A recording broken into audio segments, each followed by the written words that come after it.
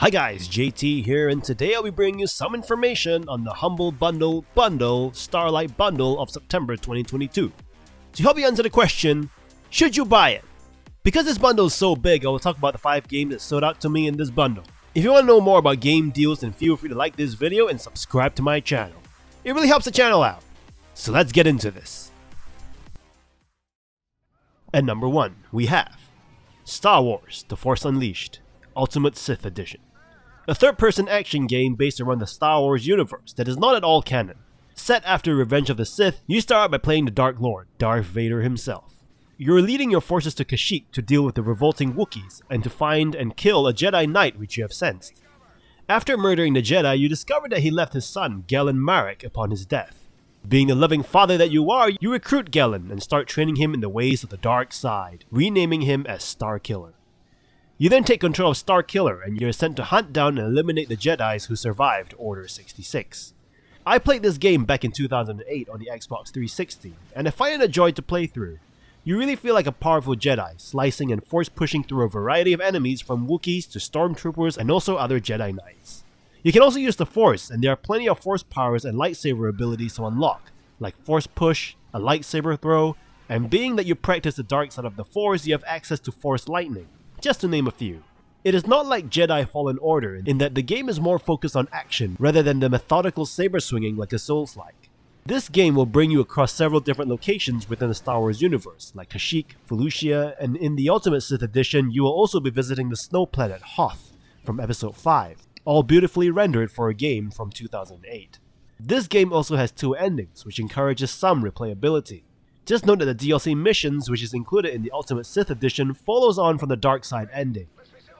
In the DLC missions, you are to hunt down Luke Skywalker, and there are some surprises there too. I would highly recommend Star Wars: The Force Unleashed for its unique story and lived-in world, and seeing another side of the Star Wars universe with existing characters from the movies. At number 2, we have LEGO Star Wars: The Complete Saga, a LEGO adventure game based around Star Wars. If you have been following my commentary videos, you will know how LEGO games go. This part of the video could cover all 3 Star Wars LEGOs games in this bundle, as they are quite similar to one another, barring some differences in gameplay, such as pod racing being available in the Complete Saga, while a real-time strategy section being available in LEGO Star Wars 3 The Clone Wars game, and cover-based shootouts and flying sections where you can participate in dogfights in The Force Awakens. The Complete Saga will take you across from Episode 1 all the way through to Episode 6 of the movies. Star Wars 3 The Clone Wars will take you through the first 2 seasons of the Clone Wars animated TV series as you hunt down General Grievous and Count Dooku across the galaxy in a non-linear story. While The Force Awakens lets you start at the end of Return of the Jedi and play across the Force Awakens movie. As per any LEGO games, you'll be solving puzzles and playing through a LEGO version of the Star Wars universe, destroying the environment around you to collect LEGO stats, which can be used to purchase new characters and unlock extra content. There's a degree of satisfaction in destroying little LEGO stormtroopers and droids, but it does get old after a while. Staying true to the Star Wars universe, Jedi characters have access to Force powers, while non-Jedi characters don't, but you have to switch between the different characters anyway to solve puzzles. The puzzles are not super challenging either, and some of the puzzles require you to build LEGO structures, which usually means holding down the button until it is built. Moments of grief and suffering are peppered with humor to lighten the mood. It is a family-friendly kids game after all. There are plenty of characters to unlock and play throughout the LEGO Star Wars games and secrets to uncover in the environment. It is definitely more fun if you have a second player to play along with you. So if you like LEGO games, then the 3 LEGO Star Wars games are definitely ones to play. At number 3, we have Star Wars: Knights of the Old Republic 2 The Sith Lords, an RPG game developed by Obsidian Entertainment, the developers that brought you The Outer Worlds, Fallout New Vegas, and South Park: The Stick of Truth.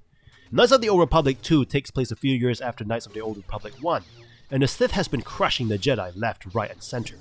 Your character, who is a Jedi, is ambushed, but you manage to survive it thanks to the help of a mysterious character named Kreia, which you also happen to share a Force bond with. You soon meet up with T3M4 and escape the ship with the intention of heading to the planet Talos. It turns out that you are the last Jedi and you are being hunted down by the Sith. This game focuses more on character dialogue and interactions rather than a fast-paced combat.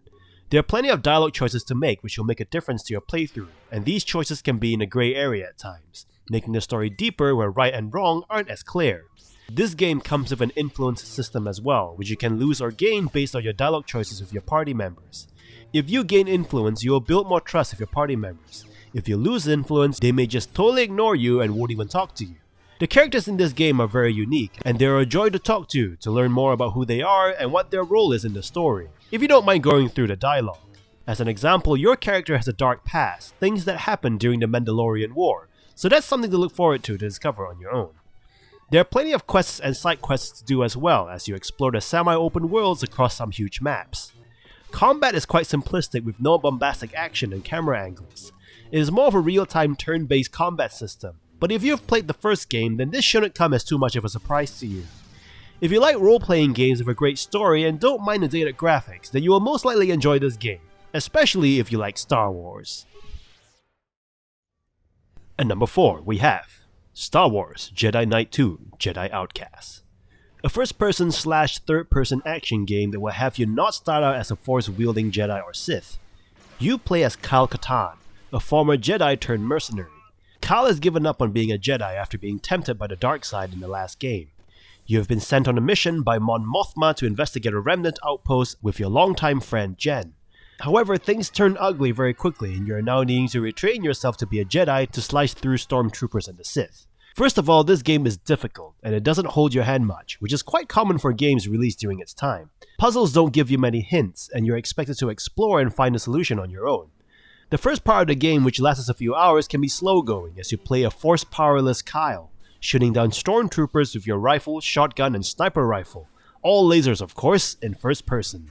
Some people get turned off by this right off the bat, but if you stick with it the moment you become a Jedi again, that's where the fun really starts. You will be swinging your lightsaber around and using the Force against your enemies, which is really satisfying. Your Force abilities become available to you over time, so even though you have become a Jedi once again, you aren't overwhelmed by the powers that you have as a Jedi. Combat is fast-paced, especially once you meet another lightsaber wielder. Lightsaber duels can get quite frantic, with lightsabers flying around your screen. At some point you'll meet Luke Skywalker, and you'll be doing a few missions with him by your side, fighting the Sith. And these sections are a blast to play.